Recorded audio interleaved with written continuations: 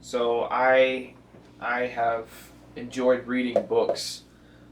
Um, it's a passion of mine. I think I kind of lost it at some point um, during high school.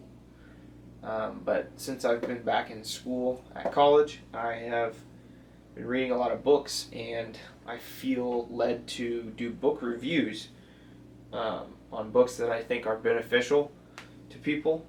Um, that I myself would suggest for you to read. So this book I just finished not too long ago. It's a pretty small one. It is called the Purity Principle by Randy Alcorn. It is not a difficult read at all. Like I said, it's pretty short. I think it's 92 pages, so not too intense. The Purity Principle: God's Safeguards for Life's Dangerous Trails. I would say that most of the books that I'll probably be doing reviews on are um, somewhat spiritual, have something to do with my faith, but maybe not. I think right now in the season of life I'm in, that's kind of what I'm reading about mainly. But yeah, I think that I I think that these are books that you should read. I think they will benefit you if you're a believer or not a believer. Um, but this one's about being pure and taking the right steps to do that. So um, I don't really know what exactly I want to talk about the book. I don't plan for these videos to be very long. Just kind of suggesting to you to read the book. I'll go ahead and read the titles of the 10 chapters, because I think that could give you some understanding as to what the book is, where it's heading. So chapter 1 is Forfeiting What Could Have Been. I think that's just talking about how making certain decisions outside of being pure, whether it's with porn or adultery, um, whatever avenue of impurity, from the most secretive that many of us do by looking at things on our phone that we shouldn't, or the people that end up getting caught and going to prison for bad things or whatever. In terms of being impure, like doing things that are sexually immoral. So forfeiting what could have been, making those decisions, and if you hadn't, what could have been, you're forfeiting that when you make certain decisions. Chapter 2 is Enlightened Self-Interest. I think that's kind of just talking about, a God's perspective on. It ties in a lot of scripture. This book does, but just making the right decisions for yourself, and how, being impure can lead to a lot of damage to not only others but just yourself. Chapter 3, What's the Big Deal About Sex? It talks about just how God designed sex, and just kind of some of the dangers of misusing it. Chapter 4, Targeted and Vulnerable. That's talking about how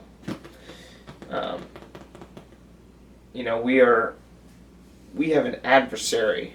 The devil is the adversary.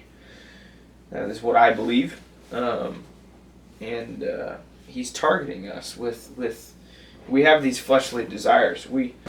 Sex isn't bad. As men, we have a desire to and a drive to have sex. Like, I can be mature about that and talk about that. God wired us that way, but He also designed for it to be within marriage, and for it not to be misused. So sex is not a bad thing, but the devil obviously targets us, and we're vulnerable to an extent, to try to do things that we shouldn't. So that's porn addictions and whatever. Chapter 5, the battle is in your mind. Kind of just talking about strongholds that you can set up in your mind, and how to protect yourself from those things. Chapter 6, wise strategies. It's pretty self-explanatory. Chapter 7, getting radical. That's just talking about going to the deepest extents of making sure that you don't look at things you shouldn't, and that it's not like it is a big deal. It is a big deal. Some people might be like, I only looked at it one time or whatever. And I'm not saying it's a big deal in terms of if you did it once, like you're doomed. Like, oh, look what you did. You're doomed. You're going to hell. No, that's not what I'm saying. But you can't ever.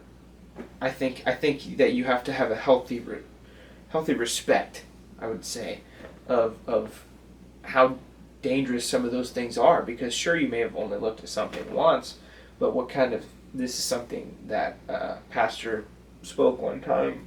What kind of seed are you planting? You might only do it once, but when you do it once, you're planting a seed. And when it's tied with sensual pleasure, which would be like watching porn and doing things that I don't need to go into, but and just like the fleshly desire that we crave. What kind of seeds are you planting? And so getting radical is like setting things up for yourself to not fall into those traps. It's good. It's a good chapter. Chapter 8, guidelines for singles. It's a really good chapter. I feel called into a season right now of being single, just learning who God made me to be, and just being in school right now. I'm really focused on what He wants to do for my life. So, guidelines for singles was really good. Chapter 9, guidelines for couples and parents. And then Chapter 10, confession, accountability, and counting the cost. And then there's a conclusion. But it is I would suggest for you to read it because it's really short, and it's really beneficial, I would say. It wasn't profound. It wasn't like, holy moly, like this just blew my mind. I would say a lot of these things I kind of already knew, but Randy Alcorn is very blunt. He's very direct, I would say. So there's a lot of conviction in what he says, which conviction is not condemnation. Sometimes the truth hurts, but we need to hear it, and I think that's a lot of what you're getting in this book. So I just opened the book, and I kind of thought I wanted to read a couple quotes, but because I like to highlight things that I think are good. Tomorrow's character is made out of today's thoughts. That's a pretty good quote. Tomorrow's character is made out of today's thoughts. Another one, the truth is sexual sin never comes out of the blue. It's not just random. Like there's a reason it's coming into your mind, and you just need to make sure that you're protecting yourself from wherever you want to go with that.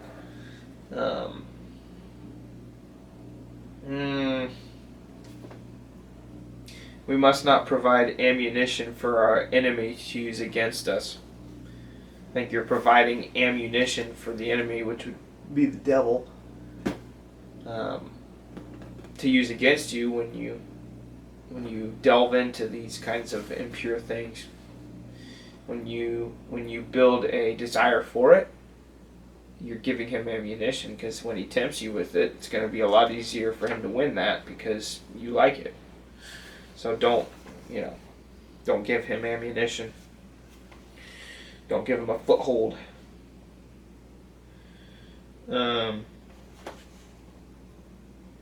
Here's another one. Don't imagine there can't be victory until we get to heaven. God says otherwise. We're not to wait for victory. We're to live in it. And it says, see 1 John 5, chapter 5, verse 4. And yeah.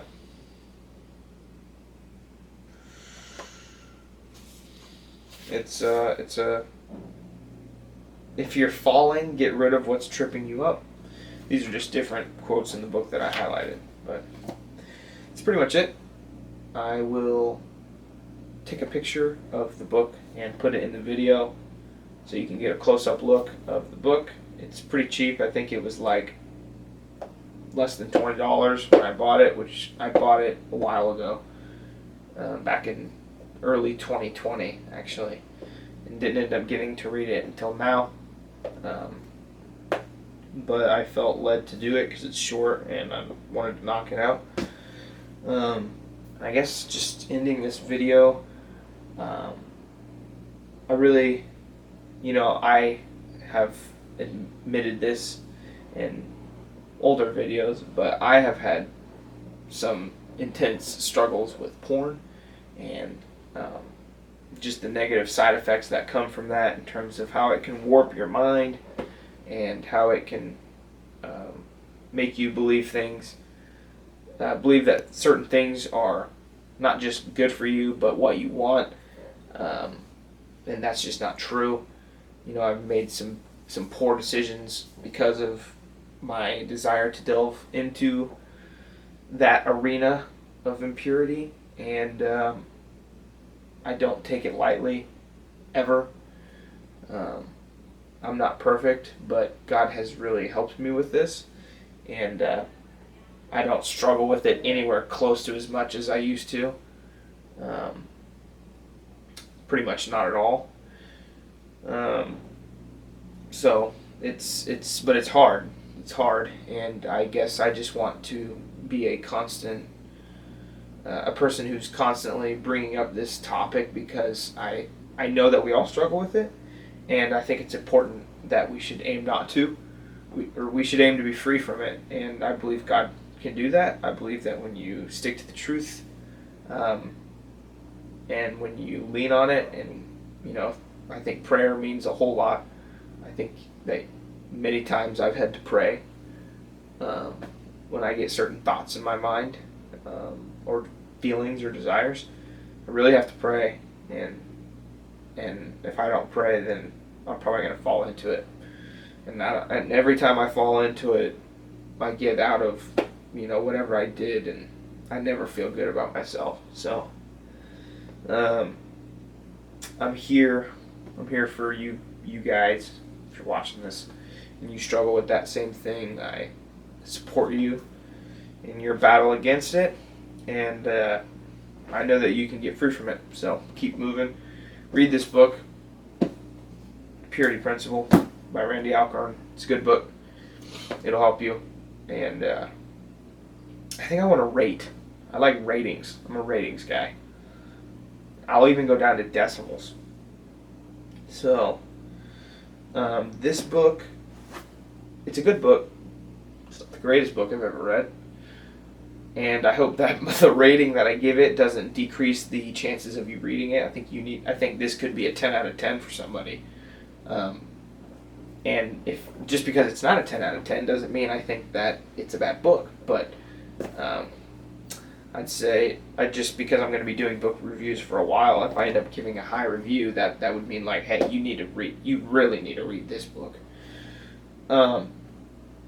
I also think that my rating is based off of the season of life I'm in and how it can apply. This book could apply more to my personal walk in life and my journey right now. The rating would change if maybe I was doing a lot worse. It would be, the rating would be a lot higher. But I'd give it like 8.1. I'm gonna throw that up on the screen in the video. 8.1 out of 10. It's a good book. So read it. First book review done. Have a good day. Stay blessed, not stressed. You got this. Keep moving forward. Love you. Love you guys. See you later. Okay.